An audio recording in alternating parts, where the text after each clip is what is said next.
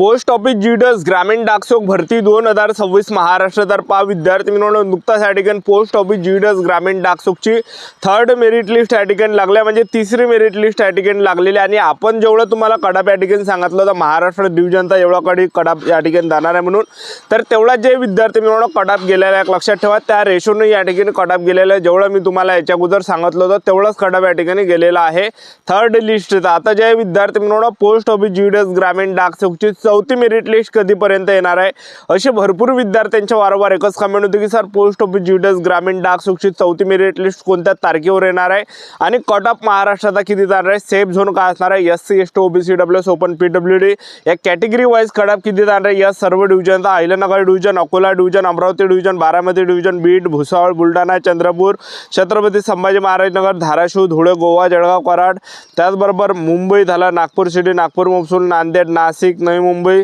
Palghar, Pandharpur, Parbhani, Pune city waste, Pune महसूल, रायगड, रत्नागिरी, मिरज, भुसावळ, सांगली, सातारा, श्रीरामपूर, सिंधुदुर्ग, सोलापूर, ठाणे, वर्धा, यवतमाळ. तर या सर्व डिव्हिजनचा कडाप मी तुम्हाला सांगणार आहे. कॅटेगरी वाईज कडाप किती जाणार आहे, सेफ झोन का आहे चौथ्या मेरिट लिस्टचा. तर आजचा व्हिडिओ खूप महत्त्वाचा होणार आहे. व्हिडिओ शेवटपर्यंत बघा आणि व्हिडिओला आताच लाईक करा. नमस्कार विद्यार्थी मित्रांनो, माझी नोकरी कॉर्नर यूट्यूब चॅनलवर मी गोपाल वानखडे तुमचं सर्वांचं सहर्ष स्वागत करतो. तर मित्रांनो, व्हिडिओचा थंबनेल बघून तुमच्या लक्षात आलं असेल की आपला व्हिडिओ कोणत्या टॉपिकवर होणार आहे. व्हिडिओ सुरू करण्याच्या आधी आपल्या यूट्यूब चॅनलला सबस्क्राईब करा, जेणेकरून प्रत्येक भरतीचे अपडेट तुमच्यापर्यंत सर्वात आधी पोहोचेल. जास्त करून पोस्ट ऑफिस जीडस ग्रामीण डाकसेवक भरतीच्या रिलेटेड जास्त व्हिडिओ आपल्या चॅनलवर अपलोड करत असतो.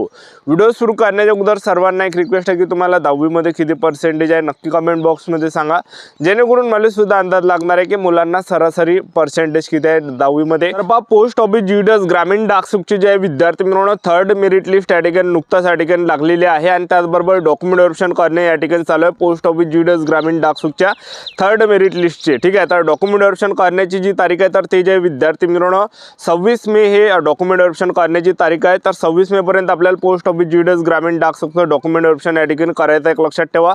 आणि त्यानंतर जे पोस्ट ऑफिस जीडस ग्रामीण डाकसेवकची चौथी मेरिट लिस्ट या ठिकाणी येणार आहे. तर पोस्ट ऑफिस जीडस ग्रामीण डाकसेवकचे थर्ड मेरिट लिस्टचे जे डॉक्युमेंट व्हेरिफिकेशन करण्याची जी तारीख आहे तर ते जे विद्यार्थी मित्रांनो आपल्याला 26 मे पर्यंत करायचं आहे. ज्यांचं पण सिलेक्शन झालं असेल तर 26 मे पर्यंत आपल्याला डॉक्युमेंट व्हेरिफिकेशन करून घ्यायचं आहे. आणि त्याचबरोबर जे पोस्ट ऑफिस जीडस ग्रामीण डाकसेवकची जी लिस्ट लागणार आहे 31 मे 2026 पर्यंत आपल्याला या ठिकाणी पोस्ट ऑफिस जीडस ग्रामीण डाकसेवकची चौथी मेरिट लिस्ट या ठिकाणी पाहायला भेटणार आहे. तर 31 मेच्या आसपास या ठिकाणी पोस्ट ऑफिस जीडस ग्रामीण डाकसेवकची चौथी मेरिट लिस्ट या ठिकाणी येण्याची दाट शक्यता आहे, लक्षात ठेवा. ठीक आहे, तर एवढं काही जाणार आहे. त्याचबरोबर यामध्ये जर पाहिलं तर भरपूर विद्यार्थी डॉक्युमेंट व्हेरिफिकेशन करण्यासाठी चालले नाही, कारण की भरपूर विद्यार्थ्यांनी त्यामध्ये फर्जीवाडा केला आहे. तर त्यामुळे ज्या काही जागा आहे तर त्या जागाच्या विद्यार्थी मिळवणं रिक्त राहणार आहे, कारण की भरपूर विद्यार्थी डॉक्युमेंट व्हेरिफिकेशन करण्यासाठी जात नाही, कारण की डॉक्युमेंट व्हेरिफिकेशन करण्यासाठी जर गेले तर त्या ठिकाणी ते सापडले जाणार आहे, लक्षात ठेवा. ठीक आहे, तर पोस्ट ऑफिस जीडस ग्रामीण डाकसेवकची चौथी जी मेरिट लिस्ट लागणार आहे तर हे जे विद्यार्थी मिळवणं 31 मे पर्यंत आपल्याला या ठिकाणी पाहायला भेटणार आहे.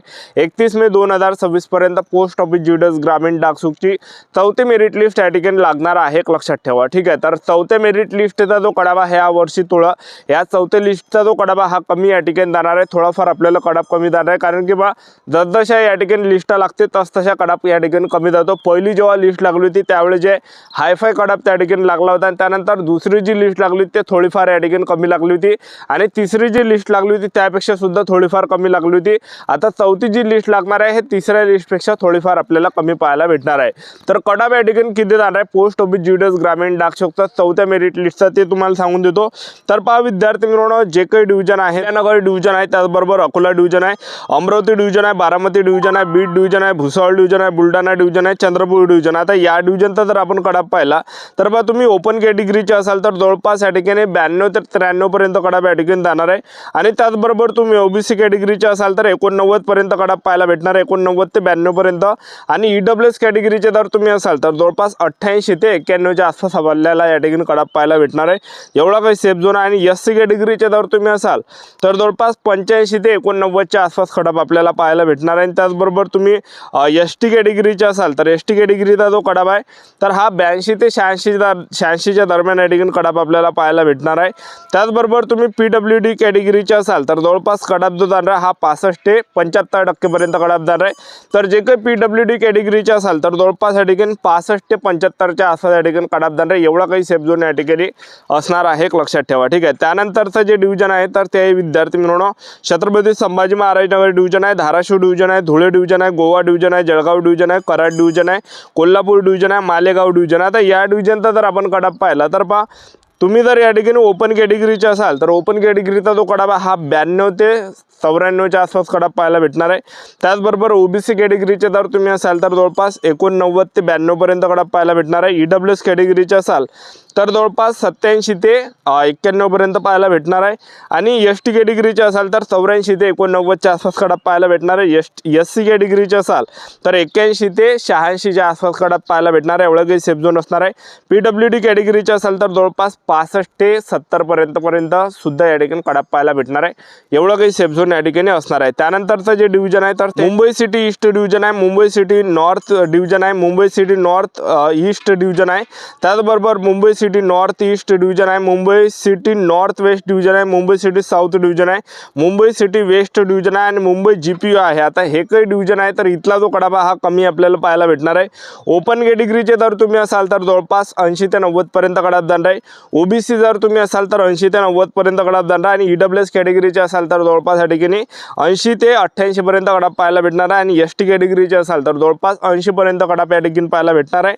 आणि त्याचबरोबर तुम्ही एससी कॅटेगरीचे असाल तर एससीचा जो कडाप आहे 80 ते 85च्या आसपास कडाप पाहायला भेटणार आहे आणि पीडब्ल्यूडी कॅटेगरीचे असाल तर 60 ते 70% पर्यंत कडाप पाहायला भेटणार आहे, एवढा काही इथला सेफ झोन या ठिकाणी असणार आहे। तर कमी कडाप जाणार आहे कारण की पहा विद्यार्थी मित्रांनो मुंबईला जे काही हे मुंबईचे डिव्हिजन आहे तर या ठिकाणी कमी अर्धा आला आहे। तर पहा विद्यार्थी मित्रांनो हा जो कडाप मी तुम्हाला सांगितला Mumbai city east division, Mumbai city north division, Mumbai city north east division, Mumbai city north west division, Mumbai city south division, Mumbai city west division, Mumbai GPO, तर ह्या डिव्हिजनचा कडाप सांगितला कमी या ठिकाणी जाणार आहे या डिव्हिजनचा चौथी लिस्ट।